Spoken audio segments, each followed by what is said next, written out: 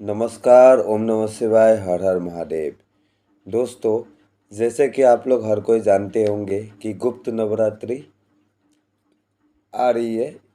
ठीक है, गुप्त नवरात्रि का जो डेट है वो डेट फिक्स हो गया है और वो डेट है 30 जून 2022। अर्थात 2022 का 30 जून से गुप्त नवरात्रि शुरू हो जाएगा।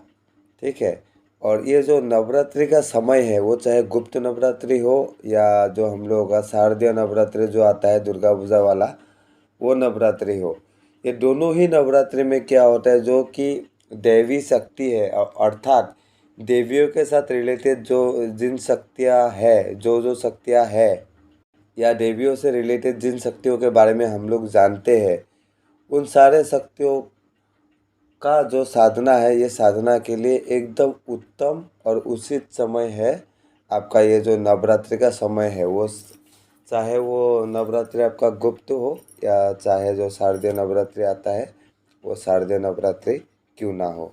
ठीक है, तो आज बात करेंगे एक यक्षिनी के साधना के बारे में।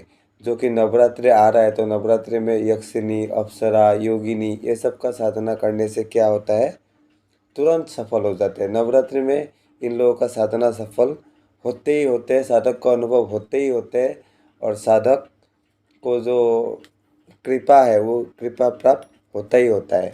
ठीक है, तो आज जिस यक्षिनी का मैं ये लेके आया हूँ, साधना लेके आया हूँ, उस यक्षिनी का नाम है शोभना यक्षिनी।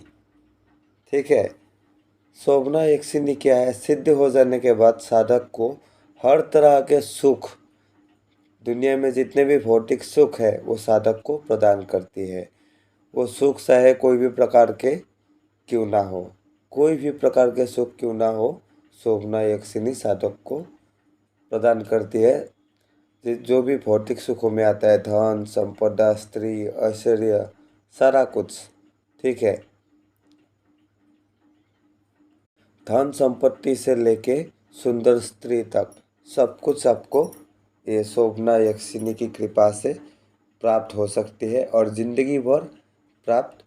अगर ये देवी सिद्ध हो गए आपसे तो आपके पास ये सब चीज़ों का कभी मतलब भौतिक सुखों का कभी आपके पास कमी नहीं रहेगा।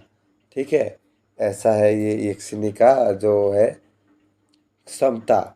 एक बार सिद्ध हो जाने के बाद साधक के ऊपर ऐसे कृपा करती है, ऐसे कृपा करती है कि साधक के पास कोई दुख शेष नहीं रहता। जब तक यक्षिनी प्रसन्न रहते हैं तब तक। और यक्षिनी कब तक प्रसन्न रहते हैं, जब तक आप यक्षिनी के शर्तों पे चलोगे। शर्त कब डिसाइड होता है, शर्तें तभी डिसाइड होता है जब वचन लिया जाता है। यक्षिनी आपको वचन देती है, आपको भी यक्षिनी को वचन देना पड़ता है। जब आपका साधना मतलब साधना का जब अंतिम दिन आता है, साधना जब आपका सफल हो जाता है, जब यक्षिनी आपके सामने आ जाती है तब। ठीक है, तब वचन क्रिया होता है और वचन क्रिया में साधक और यक्षिनी परस्पर दोनों दोनों को वचन देते हैं और उन्हीं वचनों के मुताबिक जिंदगी भर यक्षिनी भी चलेगी और साधक को भी चलना पड़ेगा। ठीक है, ये यक्षिनी का साधना कहाँ पे कर सकते हो बता देता हूँ। इस यक्षिनी का साधना आप लोग घर में ही कर सकते हो। एक ऐसा रूम या कमरा आप लोग ले लीजिएगा जहाँ पे कोई आता जाता ना हो। वहाँ पे सिर्फ साधना के दौरान ये 9 दिनों तक जो आप साधना करोगे, नवरात्रि के 9 दिनों तक, उतना दिनों तक उस रूम पे कोई नहीं आना चाहिए। ठीक है, किसी का प्रवेश नहीं होना चाहिए आपके अलावा। आपको हर वक्त वहीं पे रहना है, मतलब खाना भी वहीं पे है, सोना भी वहीं पे है। ठीक है, रहना भी वहीं पे है। कहीं बाहर निकल के जाओगे तो जाना है फिर से आके वहीं पे प्रवेश करना है, दूसरे रूम पे नहीं। इनकी जो साधना का जो दिशा होगा, अर्थात जिस दिशा की ओर मुँह करके आप लोग बैठोगे, ठीक है, साधना करने के लिए, वो दिशा होगा आपका दक्षिण की दिशा। दक्षिण वाली दिशा की तरफ मुँह करके आप लोग एक दीपक जला लोगे, उसी तरफ मुँह करके आप लोग भी बैठोगे। दीपक यूज़ करोगे सरसों का तेल का दीपक या घी का दीपक भी आप लोग जला सकते हो। दोनों में से कोई भी एक दीपक आप जला लेना। ठीक है, उसके बाद आसन बिठा के दक्षिण की तरफ मुँह करके बैठ जाना। रक्षा घेरा लगाने के लिए मत भूलना, रक्षा घेरा ज़रूरी है।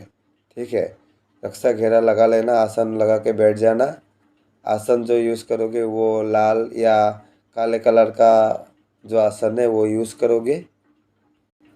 और जब भी आपका घेरा वेरा सारा वगैरह हो जाएगा, उसके बाद आप क्या करोगे, चारों कोने में जिस तरह मुँह लग करके आप बैठे हो, आपके जो घेरा लगाया है वो घेरा का चारों कोने में इस तरीके से 4 कैंडल लगाएगा कि वो कोना हिसाब से होना चाहिए, मतलब आयत की तरह दिखना चाहिए। ठीक है। जो रक्षा घेरा जो आप लगाओगे वो आप वृत्ताकार भी लगा सकते हो और रेक्टेंगल शेप का भी लगा सकते हो, लेकिन जो कैंडल जलाओगे वो चारों कोने में कैंडल जला के उसके बीच में आपको घेरा लगाना होगा, रक्षा घेरा, और उसके बीच में आपको बैठना पड़ेगा। ठीक है। उसके बाद वो घेरे के अंदर आपको भोग देना होगा यक्षिणी को। भोग यक्षिणी को देना होगा आपको शराब का भोग। ठीक है। और 7 नींबू, 7 लौंग और 7 बतासे। ठीक है। शराब, 7 नींबू, 7 लौंग और 7 बतासों का भोग यक्षिणी को चढ़ेगा। प्रत्येक दिन जो मंत्र जाप का परिमाण होगा वो मंत्र जाप का परिमाण होगा आपका 21 माला करके। 21 माला करके आपको प्रत्येक दिन जाप करना होगा। जाप के लिए आप यूज़ कर सकते हो रुद्राक्ष का माला, नहीं तो स्फटिक का माला, नहीं तो कमलकत्ता का माला आप लोग व्यवहार में ले सकते हो जाप के लिए। और हर दिन 21 माला जाप करने के बाद, ठीक है, जो आप लोग नींबू लगाओगे भोग में, उन नींबुओं को 20 में से आपको काट देना होगा, मतलब नींबुओं का बलि देना होगा। हर डे करना होगा ये चीज़ तो 21 दिनों तक। ओ सॉरी 9, ये चीज़ तो आपको करना होगा हर डे 9 दिनों तक। ठीक है। 9 दिनों तक आपको करना होगा। 7 जो नींबू आप लोग भोग में चढ़ाओगे हर डे, वो नींबू आपको हर डे, जब आपका जाप खत्म हो जाएगा हर दिन, उसके बाद 7 नींबू को 20 में से काट देना होगा, मतलब 7 नींबू का बलि देना होगा। और बाकी भोग आप वहीं पे रख दीजिएगा। जो रक्षा घेरा आप लोग लगाओगे, आप लोग साधना खत्म होने के बाद आप जब वहाँ से उठोगे तो रक्षा घेरा आप लोग क्या करना, काट देना, और काट के वहाँ से घेरे से आप लोग निकल जाना और जाके खुद का जो बिस्तर है, जो बिस्तर आप भूमि पे ही लगाना पड़ेगा, जो बिस्तर आप भूमि पे लगाओगे सोने के लिए, वहाँ पे आप जाके सो जाना। इसी तरीके से आपको ये साधना करना होगा नवरात्रि के 9 दिनों तक। ठीक है।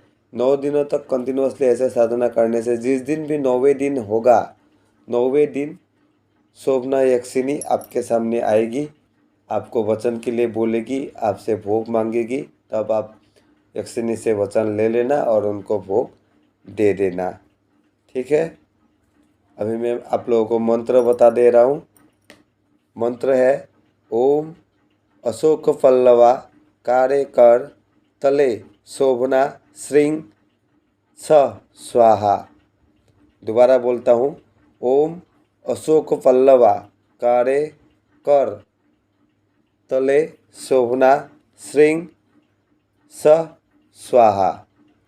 ठीक है। मंत्र प्राप्त करने के लिए या विधि विधान प्राप्त करने के लिए या मार्गदर्शन प्राप्त करने के लिए आप लोग मेरे व्हाट्सएप में कांटेक्ट कर सकते हैं।